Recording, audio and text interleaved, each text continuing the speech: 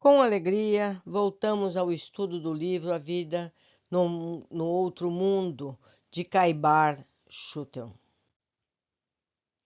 A Revelação Espírita.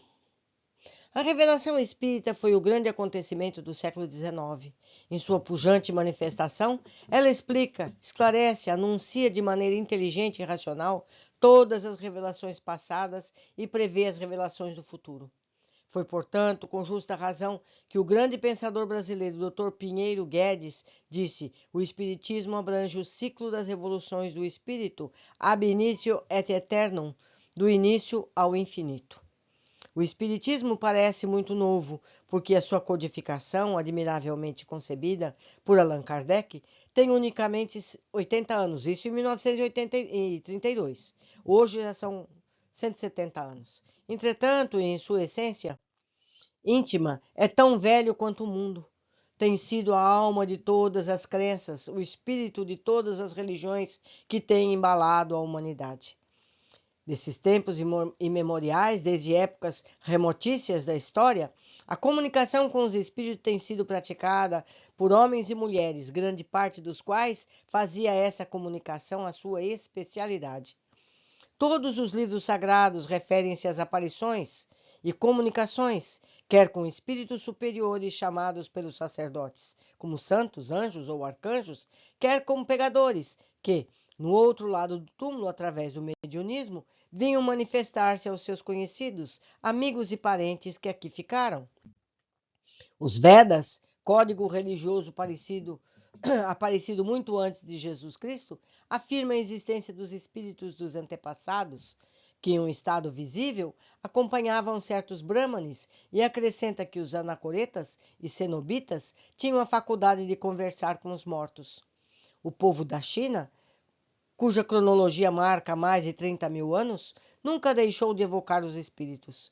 O missionário Huk fez referência a um grande número de experiências que tinham por fim a comunicação com os vivos e os mortos.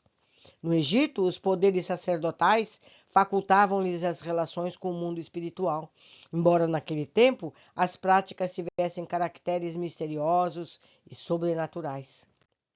As evocações dos mortos eram de tal modo generalizadas na Grécia que pode-se afirmar constituíam crença de todo o povo. Todos os templos possuíam mulheres, as quais davam o qualificativo de pitonisas, ou seja, médiuns, encarregadas dos oráculos e de fazerem aparecer espíritos. A celebridade do templo de Delfos, onde os espíritos, pelos lábios das Pítias, proclamavam o deus grego, iluminando os mistérios da vida, as existências passadas e futuras, as relações da alma com o corpo, são verdades que aparecem hoje à luz do Espiritismo. Daí a inscrição que seria no frontão desse templo: conhece-te a ti mesmo. Em Roma, na Itália, como na Grécia, as sibilas evocavam os mortos e interrogavam sem cessar os espíritos, que nenhuma empresa importante era decidida sem que se consultassem as sacerdotisas. Os antigos médiuns assim se chamavam: pítias, pitonisas, sibilas, sacerdotisas, e quase todos apareciam ou destacavam entre as mulheres. Viviam isolados nos templos. Alguns bebiam água da fonte Castália, que diriam dar inspiração, ou mascavam folha de louro, que provocava pelo seu aroma a concentração. Além do santuário de Delfos, destacavam-se o de Júpiter, Amon, na Líbia, o de Marte, na Trácia, e de Vulcano, em Heliópolis, o de Esculápio e Ísis e muitos outros. A Bíblia salienta os poderes extraordinários dos sacerdotes faraônicos e, através dessas páginas, se desenrolam as cenas espantosas que ocorreram por ocasião da libertação dos israelitas, fenômenos hoje catalogados e explicados racionalmente pelo Espiritismo. Ainda no Velho Testamento, grande repositório de documentos históricos, lemos a narração de fenômenos transcendentes, de previsões, sonhos, revelações, profecias, aparições, comunicações de espíritos, tal como se produzem nos nossos dias. Além do resplendor do Sinai, fato estupendo que só pode ser resolvido pela teoria espírita, além das manifestações que se verificam na vida de José, filho de Jacó, a quem os espíritos se mostravam no seu corpo mágico.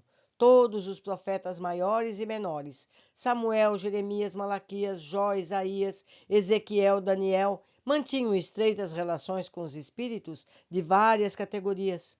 Esdras, sob o ditado de um espírito, reconstitui a Bíblia que se havia perdido. Sansão, poderoso médium de efeitos físicos, abala as colunas de um edifício onde se efetuava um festim e deita por terra os convivas, entregues às mais detestáveis bacanais. Era tão comum entre os israelitas as comunicações com os mortos, que até os reis não levavam seus exércitos para combater sem consultarem primeiramente os profetas. Achad, rei de Israel, Josafá, rei da Judéia, nenhuma decisão tomavam durante o seu reinado sem a prévia consulta aos espíritos. Saul evocava o espírito de Samuel antes de entrar em luta contra os filisteus, e como esse não lhe respondesse, nem por sonhos, nem por outra mediunidade, vai a Endor pedir a pitonisa a manifestação daquele espírito. Joel, arrebatado pela visão de uma nova aurora, que começa a iluminar a humanidade, procura a difusão do Espírito sobre toda a carne, sem excetuar mancebos, velhos, filhos e filhas, servos e servas. No Novo Testamento, as manifestações psíquicas começaram com o anúncio do nascimento de Jesus Cristo, pelo aparecimento do anjo Gabriel, e continuaram sucessivamente desde o presépio de Belém até as contínuas aparições do Nazareno post-mortem. Todas as páginas dos evangelhos realçam os admiráveis fenômenos de curas, levitações, transportes, materializações e desmaterializações, aparições que denotam muito bem o plano espírita traçado pelo Mestre durante a sua passagem pelo mundo. A transfiguração no Tabor, com as aparições de Moisés e Elias, e um fato digno de nota e estudo. Os Atos dos Apóstolos, as Epístolas, são livros de grande interesse pelos fenômenos psíquicos neles registrados. Os grandes escritores sagrados, em todas as suas obras, relatam fatos de natureza espírita que vêm em apoio à teoria que propagamos. Santa Teresa era a portentosa médium que vivia em contínuas relações com os espíritos. Após a sua desencarnação, ela desenvolveu 5 médiuns no convento, com quem se comunicava. Santo Agostinho, o padre Manuel Bernardes e outros salientavam fatos dignos de atenção pela insuspensão e seriedade de suas narrações. E seria estultícia negar esses fenômenos só pelo fato de não serem compreendidos. A missão do Espiritismo é justamente reunir, enumerar, catalogar esses fatos dispersos em todo o mundo como provas demonstrativas da imortalidade. Ainda mais, enquadrando esses fenômenos em leis eternas, aplicando-os de acordo com a razão do Espiritismo, os classifica como manifestações da vontade de Deus, sob cujos influxos os homens compreenderão a sua situação na Terra e o futuro que lhes será reservado. A teoria espírita satisfaz a todas as exigências da ciência e da religião. A grande revelação é a evolução lógica da ideia monoteísta proclamada no Sinai como a primeira etapa de um sistema teogônico que se desdobrou através do cristianismo e aparece integralizado no espiritismo. A religião e a ciência não podem cristalizar princípios, tanto uma como outra têm se desdobrado, evoluindo através dos tempos. No plano físico, a matéria radiante de William Crookes, o rádio da Madame Curie, a telegrafia de Branly, de Marconi, lançaram novos fundamentos no campo da ciência positiva.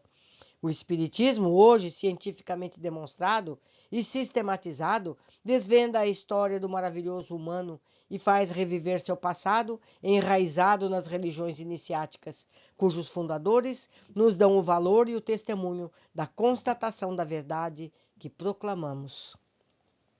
Vale observar, meus amigos, aqui falo eu, que a reencarnação estava no Evangelho até o concílio de Constantino. Ali a mulher dele mandou tirar, mandou apagar, porque ela não queria reencarnar como escrava. Como se apagando do livro isso fosse possível, não é, meus amigos? Nós não mudamos o sol, mudando a ciência. Por hoje ficamos aqui. Aguardo todos vocês em nosso próximo capítulo.